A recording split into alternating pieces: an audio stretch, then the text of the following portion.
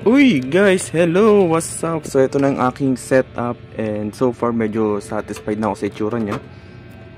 Ang setup ko ngayon is 60 watts na panel. So dalawang 30 na nakaparallel.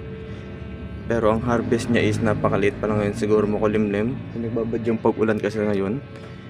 And yung aking battery is 4 na 12 volts 16. Naka-parallel silang lahat kaya ganyan ang itsura.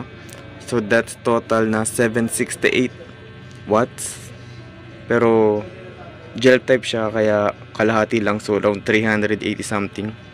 Ito yung aking modified sine wave.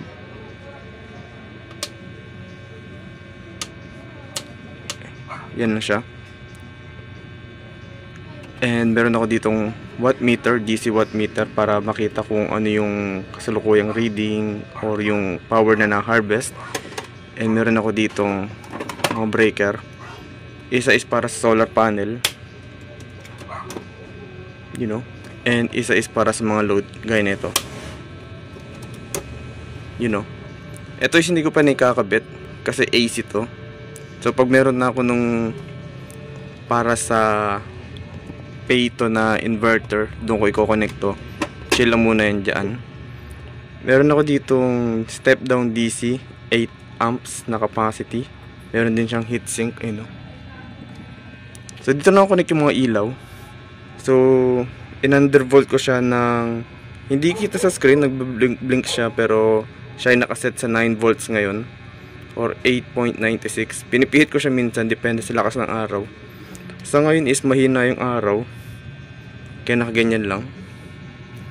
Papunta sa mga bumbilya. Ito yan. Ito is papunta sa kwarto kung nasan yung mga charger and low voltage. Dito ko isusunod yung mga solid state relay pag nakabili na ako nun, kasabay nung pay to inverter na pinag-ipunan ko pa. Ayan siya. Then dito sa taas, ito yung pinaka natuwa kong i-set up, yung ang tawag dito, cable raceway. Kasi naitago talaga niya ng matindi yung mga kabling sa lasalabat. Kung wala yan, ganyan ang itsura niya. Sa lasalabat yung kable, pero nakatago siyang lahat dito, kaya malinis tingnan. And ito yung isa kong setup na sobrang liit lang, 15 watts panel, and meron na dito maliliit na battery. Ito yung binibitbit ko sa trabaho ko minsan na nagsisilbing power bank ko.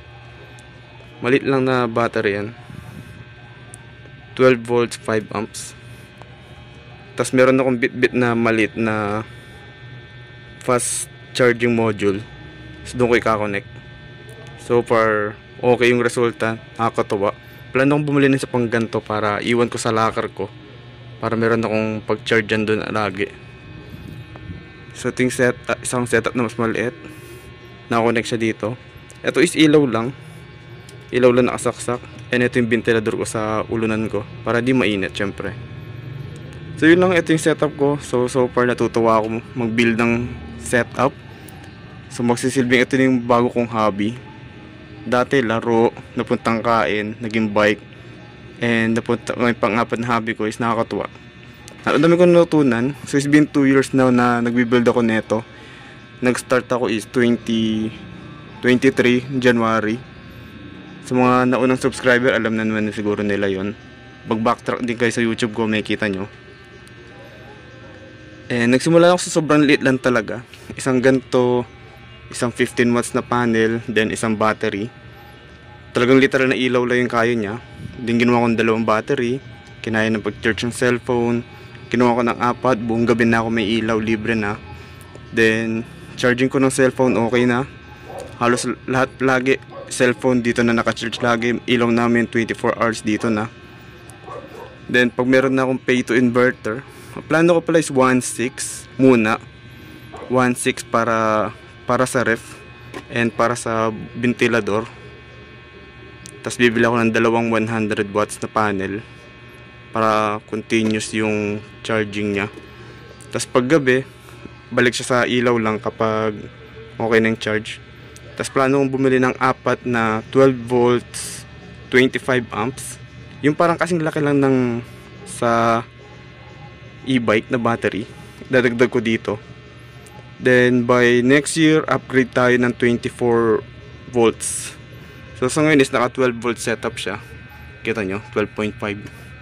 Malapit ng malobat. Then next year mag-upgrade ako ng 24 volts. Subscribe kayo para makita nyo kung paano mag-upgrade. Ang gagawin nyo lang is papalit lang ng connection, wala kayong ibang bibilhin. Connection lang yung papalitan. Makakasave tayo dun ng konting kable. So yun lang. Nakakatawa mag-setup, nakaka-addict. Magastos, yes, pero makakatipid kayo sa kuryente. Gaya nito, ilaw namin dito na lahat. So sulit na sulit. Yun lang, salamat sa mga nanonood. Bye!